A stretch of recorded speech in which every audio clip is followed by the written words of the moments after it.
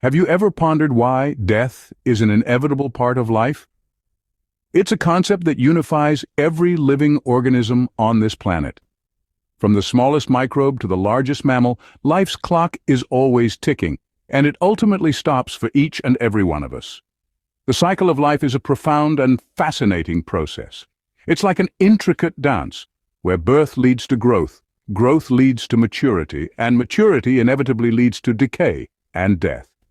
It's a pattern that's been repeating itself for billions of years, shaping the world we live in today. But why does death exist? Why couldn't life just go on indefinitely? While the thought might seem appealing, there's a lot more to death than meets the eye. It's not just an end, but a crucial part of the grander cycle of life.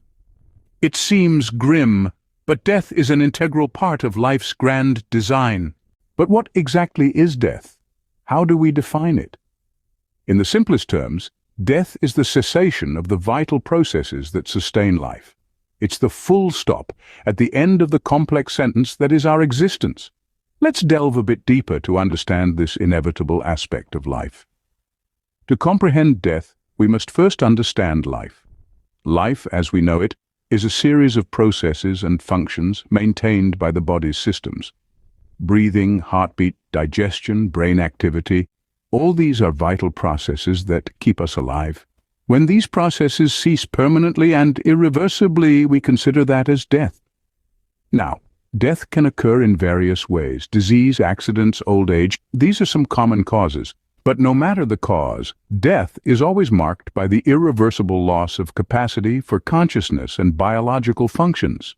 Let's consider the heart. It's like a tireless drummer, beating rhythmically to pump blood throughout our bodies.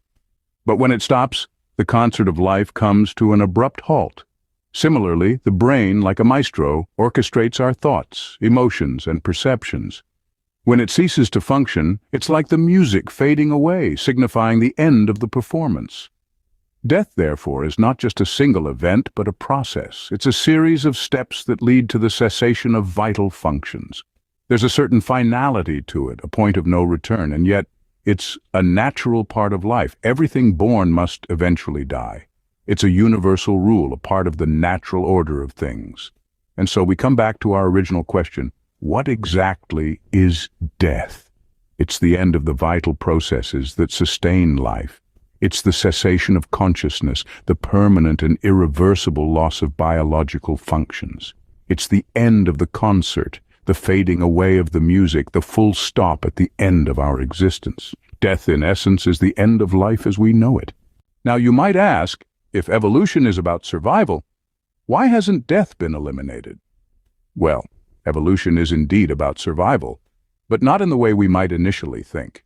It's not about the survival of an individual, but rather about the survival of a species. And this is where death comes into play. Imagine life as a constantly changing river. Evolution is the current that shapes this river, carving out new paths, filling in old ones. Species are like the water molecules, constantly moving, adapting, and changing to the contours of the riverbed. Death, in this analogy, is like the rocks and sand that the water must navigate around. It's an obstacle, yes, but also a crucial part of the river's landscape. Death is a necessary part of evolution because it allows for the survival and propagation of stronger genes. It's a bit like a game of musical chairs. When the music stops, not everyone will have a seat. Those who do are the ones who are best equipped to find a chair, and they pass on their chair-finding genes to the next generation. This concept is known as survival of the fittest. It's not about being the strongest or the fastest, but about being the best adapted to the environment. When an organism dies, it's often because it wasn't fit enough to survive in its environment. Its genes, therefore, don't get passed on. But the organisms that do survive, they get to pass on their genes, and over time this leads to stronger, more adapted species. So rather than being a flaw in the system, death is an integral part of evolution. It's the mechanism that weeds out the weak and allows the strong to thrive. In the grand scheme of things, death is not the end, but a stepping stone in the journey of life. It's the price we pay for the continuous improvement and survival of our species. So, death, it seems, plays a crucial role in the very process that shapes life. Let's delve deeper into how death aids the process of evolution. Imagine a vast, intricate tapestry of life woven with threads of countless colors. Each thread represents an individual organism, contributing its unique genetic material to the grand design. Now imagine if these threads never ended, if they continued to weave themselves into the tapestry indefinitely. The result would be chaos. The diversity and richness of the pattern would be lost. This is where death comes in. It trims the threads, allowing new ones to join the weave, promoting genetic diversity. Genetic diversity is the cornerstone of evolution. It provides a broad palette of traits for natural selection to work with. When an organism dies, it makes room for others with different sets of genes. This constant turnover of individuals helps ensure that the species can adapt to changing environments. Consider a population of beetles. Some are green, others are brown. If a forest fire chars the landscape, the green beetles might stand out against the blackened trees and become easy targets for predators. The brown beetles, on the other hand, blend in better and survive. Here, death has played a role in selecting for a beneficial trait, allowing the species to continue in a drastically altered environment. Death also plays a crucial role in population control. In a world without death, resources would be quickly exhausted. Food, space, water, all would be depleted by an ever-growing population. But death ensures that resources are not over-consumed. It maintains a balance between the number of organisms and the resources available to them. Even within a single species, death can prevent the spread of harmful traits. If an organism develops a genetic mutation that makes it susceptible to disease, death can stop that mutation from being passed on to future generations. In these ways, death is not the enemy of life, but an essential companion. It may seem cruel and unfeeling, but it is a vital part of the engine that drives evolution, shaping life in all its myriad forms.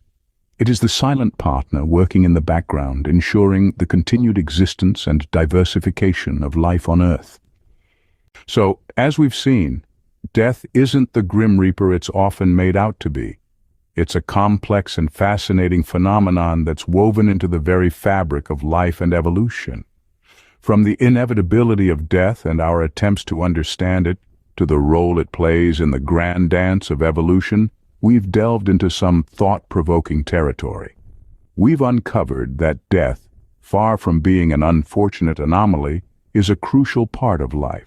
It's a driving force of evolution, pushing species to adapt, to change, and to grow. It ensures the continuation of life, fostering diversity and resilience in the face of adversity. In essence, death is not a villain but a silent guide steering the course of life on Earth. It's a necessary part of the intricate and beautiful tapestry that is our existence.